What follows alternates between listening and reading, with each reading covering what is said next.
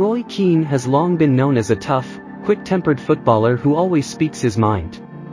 Keane doesn't hesitate to swear and criticize anyone he deems problematic, even towards Manchester United players, who, by the way, played a significant role in his career. Keane never hesitates to express what he believes is right. This character has built Roy Keane's image over the years. His tough nature is still evident even after retiring from football. Some time ago, when Roy Keane and Patrice Evra were commentators for a match between Tottenham Hotspurs and Manchester United in the English Premier League, Keane's tough demeanor resurfaced. He strongly criticized the performances of two Manchester United stars, David De Gea and Harry Maguire. According to Keane, both of them did not show the qualities of top world-class players. He was very surprised to see a player of Maguire's caliber easily beaten by Steven Bergwijn. Out of frustration, Keane even went on to say, Maguire and De Gea should hang themselves for embarrassing the team. Don't even take the bus home, just take a taxi to Manchester. I'm disgusted by their performances.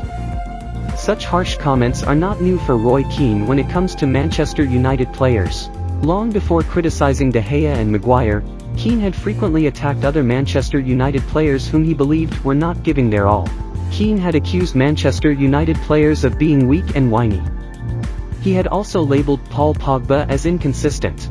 If we look back in history, Keane's habit of criticizing others had been present long before he retired and became a commentator.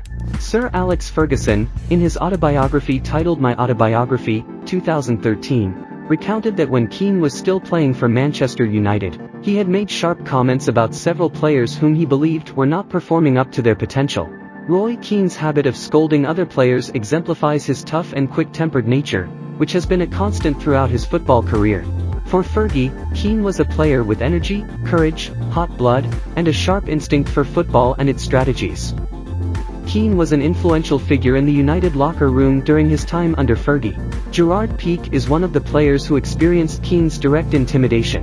In an interview, Pique revealed that when he was still playing for Manchester United, there was a time before a match when his cell phone suddenly vibrated and made noise. Keane, hearing the sound, started searching for the source of the noise but couldn't find it. He then yelled at everyone, asking, "Whose phone is that?" No one answered. He asked again, and still, no one responded. Pique eventually confessed that it was his phone. Keane immediately exploded and berated Pique in front of everyone. According to Pique's admission, he was so scared that he almost wet his pants at that moment. That's Roy Keane for you. If something isn't right in his eyes, he'll explode without a second thought. Even a stern manager like Sir Alex dared to confront him if he believed Keane had done something wrong. In Roy Keane's life, there is no room for fear or hesitation when it comes to fulfilling his duty. He doesn't hesitate to fight with anyone to protect his goal. His confrontation with Arsenal legend Patrick Vieira is an example of the consequences of his tough and uncompromising style of play. Roy Keane's tough, quick-tempered, and uncompromising character eventually took its toll and will always be remembered in his football career. In the Manchester Derby in 2001, Keane brutally tackled Alf-Inge Haaland, causing him to fall and be substituted due to injury.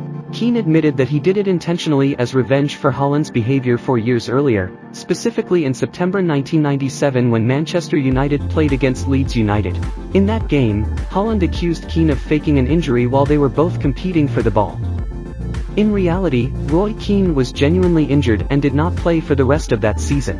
This incident left Keane feeling deeply offended, which eventually led him to retaliate against Erling Haaland's father during the Manchester Derby. Roy Keane knew full well that what he did would have a catastrophic impact on Haaland's career. But he had no regrets about his actions.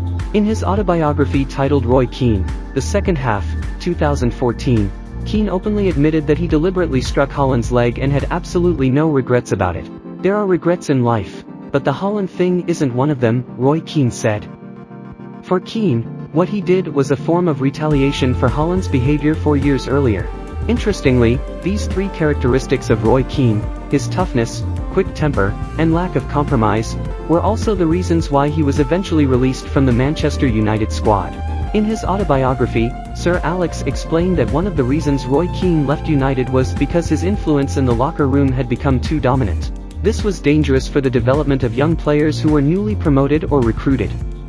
With his tough nature, Keane could destroy the confidence of young players who were still developing. This is why Roy Keane was eventually transferred to Glasgow Celtic in 2005.